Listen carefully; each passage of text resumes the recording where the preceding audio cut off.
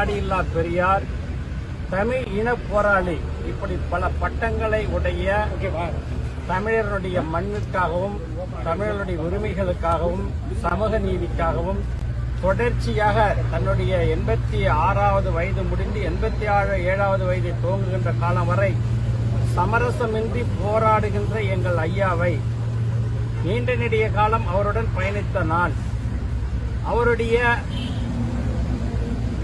அரசியல் பாதையை தடத்தை பின்பற்றி இந்த மண்ணுக்காகவும் இந்த மக்களுக்காகவும் இந்த மொழிக்காகவும் சமூக நீதிக்காகவும் பெண் விடுதலைக்காகவும் ஈழ விடுதலைக்காகவும் அரசியல் களத்திலே பல்வேறுபட்ட பரிணாமங்களில் பல்வேறுபட்ட களங்களில் போராடுவதற்கு ஒரு போராளியாக தன்னை வாழ்வியலில் தொடர்ச்சியாக போராடிக் கொண்டிருக்கின்ற எங்கள் ஐயாவை அரசியல் கடந்து ஒரு மரியாதை நிமித்தமாக அவரை சந்திப்பதற்காக நன்றி உள்ளவனாக, குறிப்பாக சொல்ல வேண்டும் என்று சொன்னால், திருவள்ளுவர் திருக்குறளிலே தனி ஒரு அதிகாரத்தை ஏற்றி அதில் நன்றி என்கின்ற நன்றி மறத்தலை சொல்லுகின்ற பொழுது, காராம் பசு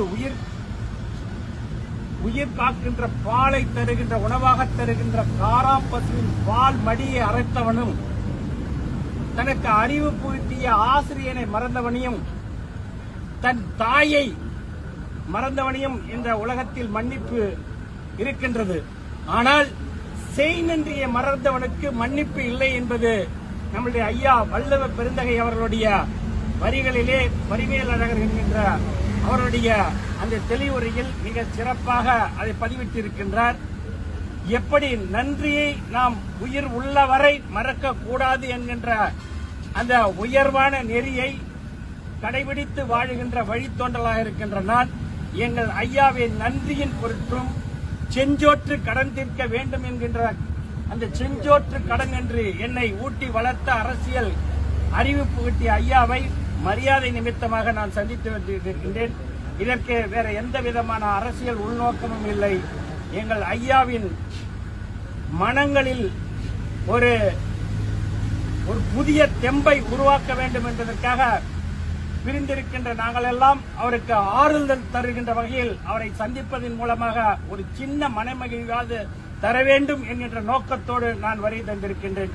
வேற எந்த உள்ளார்ந்த அரசியலும் இல்லை. நன்றி, வணக்கம். கட்சி தலைவரோட அனுமதி பெற்று வந்திருக்கீங்களா? நீங்களா? இது என்னுடைய தனிப்பட்ட விருப்பம். இதுக்கு கட்சிக்கோ அரசியலுக்கோ சம்பந்தம் இல்லை. ஐயா என்ற ஒரு மனித மாண்புமிக்க ஒரு ஐயாவை அவர் எங்களுடைய